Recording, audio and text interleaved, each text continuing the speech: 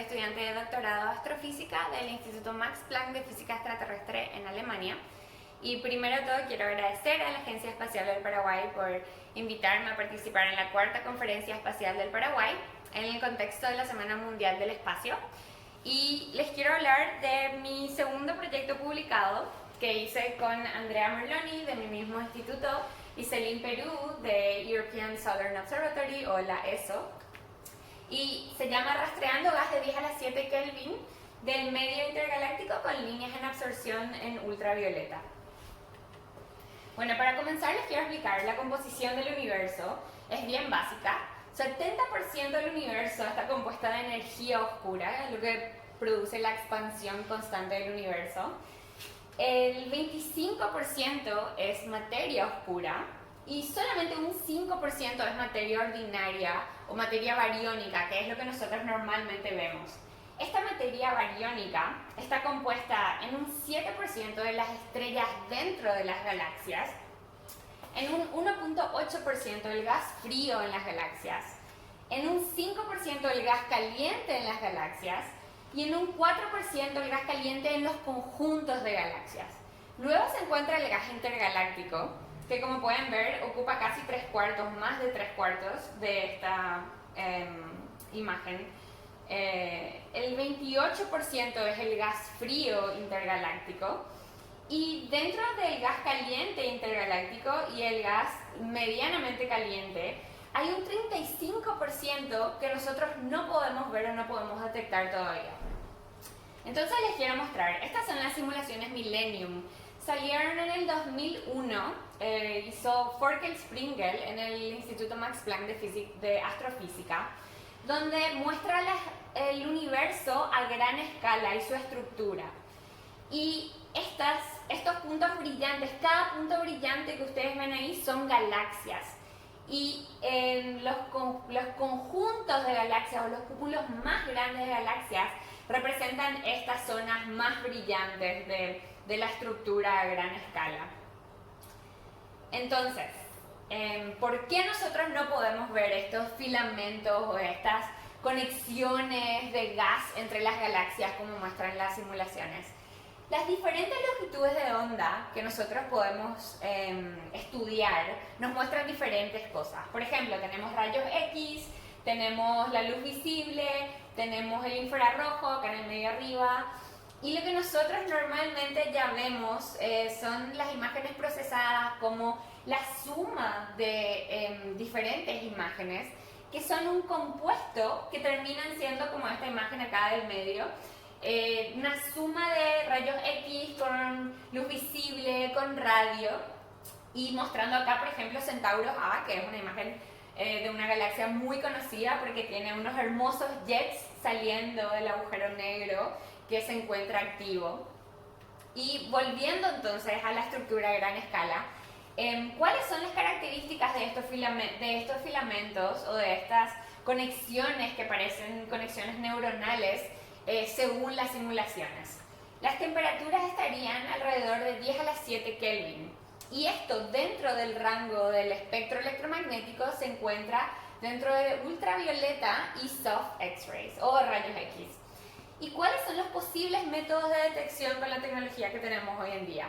Pues sería rayos X en emisión o en absorción usando fuentes de fondo como cuásares o blázares, o que son justamente estas galaxias con agujeros negros activos en el centro, y, o utilizando efectos como el Sunyaev-Zeldovich, que no voy a entrar en detalle por qué. Nuestro método seleccionado es utilizar una fuente de fondo que es un AGN o Arctic Galactic Nuclei, básicamente un agujero negro activo dentro de una galaxia. Estos objetos son los objetos más brillantes y más lejanos del universo que nosotros conocemos.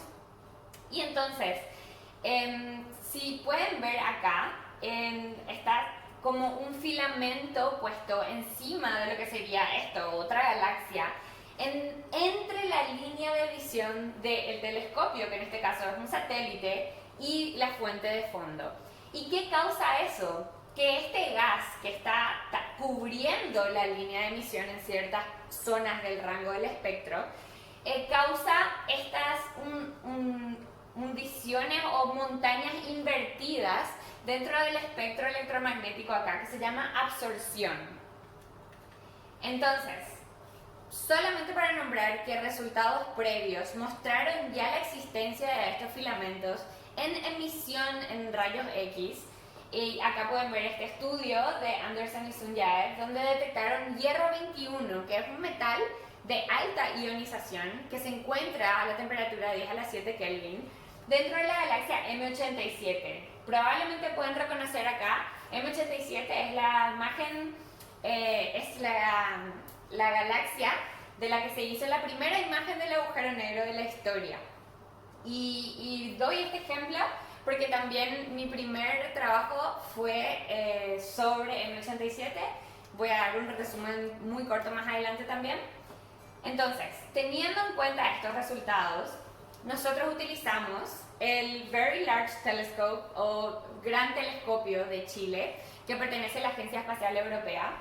Es un telescopio de 8.2 metros de diámetro en su espejo y tiene el espectrógrafo que se llama UVES, por sus siglas en inglés, de Ultraviolet Echelle Spectrograph.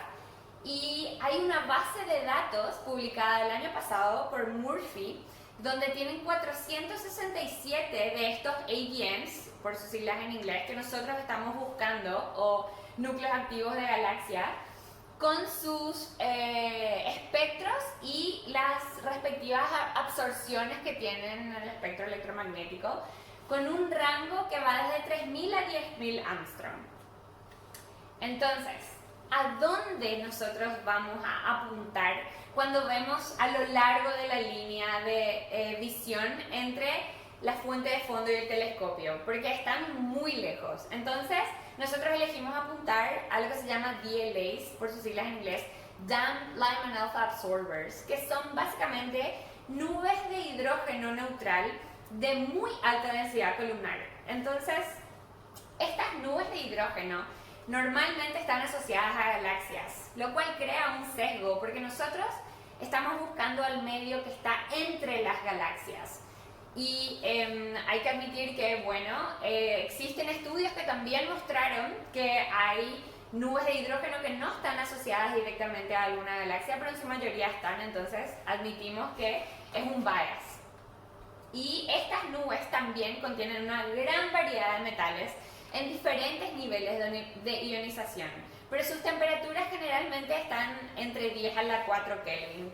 Y solamente para mostrar acá un ejemplo de la alta resolución que tiene este telescopio con este espectrógrafo, y acá este recuadro hacemos un zoom en la parte de una emisión de estas nubes de hidrógeno, pero en realidad estas líneas de emisión que ven ustedes hacia arriba están removidas ya de esa base de datos, que es solamente una base de datos de absorciones de los espectros de los núcleos activos de galaxias. Bueno, y en estos dos histogramas yo muestro en el de la derecha, en el de la izquierda, cuál es la distancia de la mayoría de los núcleos activos de galaxias en redshift, que la mayoría se encuentran entre 2 y 3. Y luego el segundo histograma muestra que 155 de estas nubes de hidrógeno ya fueron detectadas en la misma base de datos. Y pueden ver acá que hasta 4 nubes de hidrógeno pueden encontrarse en la misma línea de emisión de un núcleo activo.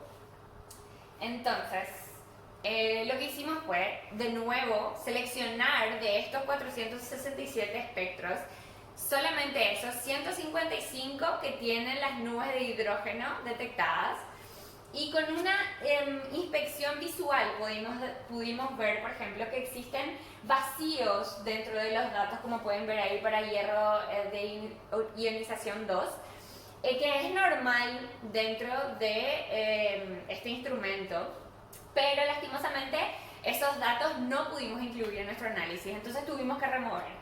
También existen zonas donde no había ninguna emisión y entonces aparece una línea recta que tampoco nos sirve a nosotros para el análisis de datos, lastimosamente. Entonces se fueron fuimos reduciendo el número de los espectros que al final pudimos utilizar. Entonces, luego cambiamos la ubicación de las líneas para que el cero para nosotros esté donde están estas nubes de hidrógeno utilizadas. Entonces cambiamos a velocidad espacial. La velocidad cero va a ser la ubicación de las nubes de hidrógeno para estos metales, para estos diferentes metales. Y esto no fue posible tampoco para todas las líneas. Y no necesitamos hacer rebinning porque la distancia entre un píxel y otro para la mayoría de la base de los datos eran iguales. Y luego hicimos un stack de los espectros. Eso significa que se encimaron los espectros unos encima de otros y se hizo una suma, que ahora les voy a mostrar. Se hicieron 3 diferentes métodos. Uno con la media, luego una media con peso, que está asociado a la señal a ruido de cada espectro, y luego la mediana. Y acá pueden ver un ejemplo de una línea de absorción de oxígeno 1, donde claramente pueden ver una gran montaña invertida en el cero, que era donde estaba ubicada la nube de hidrógeno. Con 107, ahí pueden ver el número de espectros que se sumaron, que cumplían con todas las condiciones que mencioné anteriormente. Y lo que sacamos de esto es que la línea verde, que corresponde a la mediana, es la que mejor recupera la normalización del espectro, que normalmente debería estar cerca de 1 en la escala acá que pueden ver del 0 al 0.8. Entonces, los primeros resultados fueron detecciones de diferentes metales, como silicona en ionización 2, sulfuro, níquel, silicona en ionización 4, oxígeno 1, hierro 2, luego aluminio, también encontramos cromio, carbono y manganesio y magnesio. Pero dentro de nuestras no detecciones se encuentra el hierro 21 y era uno de los metales a los que nosotros apuntábamos a encontrar porque se encontraba o se debería encontrar a las temperaturas de 10 a la 7 Kelvin. Y también incluimos otros metales que son más raros de encontrar, como arsénico, nitrógeno, cobalto, kriptonita, y todas estas son no detecciones. Entonces, ¿cómo no encontramos hierro 21? ¿Qué significa? ¿Cómo se podría ver esa línea si realmente existiera dentro de esos filamentos a esas temperaturas que nos muestran las simulaciones? ¿Sería ancha? ¿Sería completamente saturada? Esto depende de diferentes parámetros que nosotros metemos en unas ecuaciones para poder llegar a una aproximación de cuál sería el máximo que podemos encontrar. Y entonces hacemos un cálculo con la ecuación número 1 de la anchura equivalente, teniendo en cuenta la señal a ruido y otros parámetros, que luego metemos en esta segunda ecuación para despejar acá la densidad columnar del hierro 21, que nos da un máximo de 17.4. Y esta ecuación tiene en cuenta la frecuencia del oscilador, cuál es la ubicación del hierro 21 dentro del espectro electromagnético, cuál sería la velocidad Doppler, si tiene expansión debido a que el gas está en movimiento, todo ese tipo de cosas hay que tener en cuenta. Y con este resultado, nosotros tenemos que tener en cuenta que estamos asumiendo muchas cosas también ahí. Una de las presunciones es que la metalicidad de este gas de los filamentos es solar o parecida a la de nuestro Sol. Y la segunda presunción es que todo el hierro en ese gas se encuentra en forma de hierro 21, lo cual podemos ver que no es así en una comparación de diferentes estados de abundancia de ionización de la base de datos de Chianti para el hierro. Y lo que podemos ver es que a la temperatura de 10 a la 7 Kelvin, este gráfico muestra que el hierro 21, que es la segunda línea acá, al lado de la roja, se encuentra en una fracción de ionización cercana al 20%. Entonces solamente el 20% de todo el hierro debería estar en forma de hierro 21 en estas temperaturas del gas. Y hacemos una nueva comparación teniendo en cuenta nuestras presunciones. Y ahora cambiamos diciendo, entonces, ¿qué sucedería si la metalicidad es mucho más baja que la solar? ¿O qué sucedería si la metalicidad es un poco más baja que la solar? Y acuérdense que estos números están en logaritmo. Si es mucho más baja, llegamos a 13.5. Y si es un poco más baja, llegamos a 14.5 versus a nuestro logaritmo 17 de nuestro resultado anterior, de las ecuaciones anteriores. Y lo que esto nos dice es que necesitaríamos mejorar la sensibilidad de nuestros instrumentos o nuestra tecnología mucho más de la que tenemos hoy en día. O necesitaríamos cerca de 1 millón de espectros diferentes para poder llegar a esa densidad columnar medida. Y bueno, yo acá cierro con este proyecto y solamente para darles un resumen de mi primer proyecto que se publicó en febrero de este mismo año también, donde estudiamos M87 en polarización lineal. Y lo que ocurría es que las mediciones de polarización lineal cerca del núcleo o cerca del agujero negro eran mucho menores a las que presentaba el resto del jet. Y esto no concordaba porque deberían ser los mismos mecanismos de emisión de polarización lineal. Entonces nosotros hicimos un estudio con el telescopio nórdico óptico que se encuentra en La Palma, en Islas Canarias, y lo que hicimos fue medir polarización lineal asumiendo que se podía haber convertido en polarización circular por rotación de Faraday. Entonces también medimos polarización circular.